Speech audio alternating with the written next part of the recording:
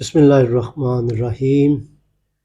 لاکھوں کروڑوں درود نبی اکرم صلی اللہ علیہ وسلم پر۔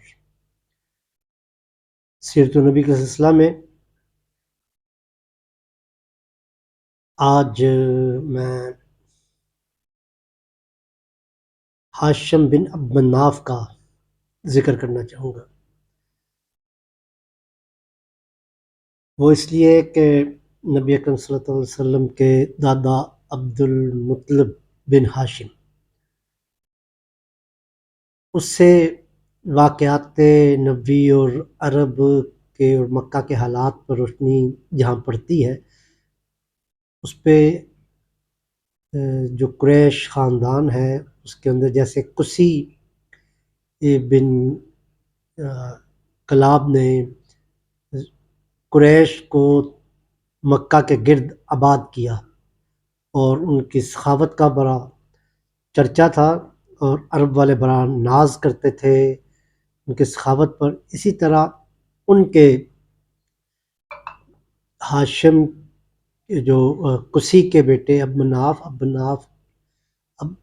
المناف کے جو بیٹے تھے وہ ہاشم جو تھے، ہاشم نے بھی بڑا نام پایا ہے کیونکہ وہ تیسری پشت میں نبی صلی اللہ علیہ وسلم کے دادا تھے، تو اس لیے ان کا ذکر اس لیے ضروری ہے کہ ہاشم جو تھے وہ تجارت میں انہوں نے بڑا نام کیا۔ وہ سال میں گرمیوں اور سردیوں کے موسم میں پورا قبیلے کے تمام تجارتی لوگوں کو اکٹھا کرتے تھے اور ایک بڑا تجارتی کیا کہتے ہیں جو تجارتی بہت سارے بندوں کو اکٹھا کر کے تجارتی قافلہ جو تھا لے کے وہ دور دراز علاقوں میں جاتے تھے اور سال میں 2 دفعہ کرتے۔ ان کے پاس دولت بے انتہا تھی۔ جس وقت حج کا سیزن ہوتا تھا تو ہاشم جو تھے انہوں نے تمام قریش سے یہ کہا کہ جب تک میرے پاس دولت ہے میں حاجیوں کی خدمت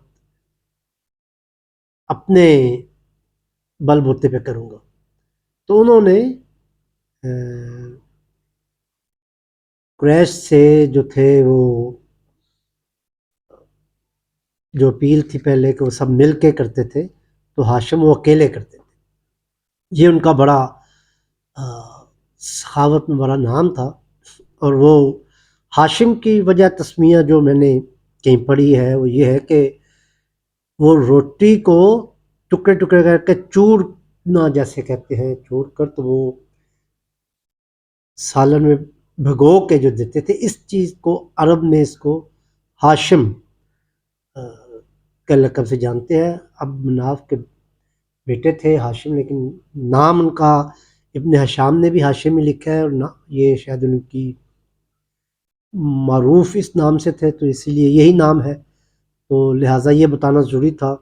کہ یہ ہاشم جو تھے انہوں نے اپنے اون پہ حاجیوں کی خدمت کا بیڑا اٹھایا۔ اور ہاشم کی جو ہاشم بن عبد مناف کی جو قبر ہے وہ اس وقت جو غزہ پہ جہاں پہ بمباری ہو رہی ہے، اسرائیل جو بمباری جس علاقے میں کر رہا ہے، وہ تاریخ دان یہ بتاتے ہیں کہ ہاشم کی جو قبر ہے وہ غزہ کے ہی علاقے میں ہے۔ تو یہ ایک چھوٹی سی میں چاہتا تھا کہ آپ تک یہ بات پہنچا دی جائے، کیونکہ اس کے بعد پھر عبد المطلب اور پھر نبی صلی اللہ علیہ وسلم کا سلسلہ شروع ہوگا، پھر تو واقعات نبوی سے سارا ہمارا یہ ہوگا۔ میں نے اس لیے اس کا ذکر کرنا مناسب سمجھا کیونکہ اس کو اسٹوڈنٹس بھی میرے ویلاگ کو اسکولوں کے کالجوں کے اسٹوڈنٹ بھی سنتے ہیں، تو لہٰذا یہ ایک تاریخی واقعہ تھا، تو اس کا ذکر بہت ساری کتابوں میں ہے، تو لہٰذا میں نے مناسب سمجھا کہ یہ آپ تک بات پہنچا دی جائے۔ بہت شکریہ، امید ہے آپ کو یہ سیرت النبی کے سلسلہ میں جو ولاگ ہے اس سے آپ کو ضرور فائدہ پہنچے گا۔ السلام علیکم ورحمۃ اللہ۔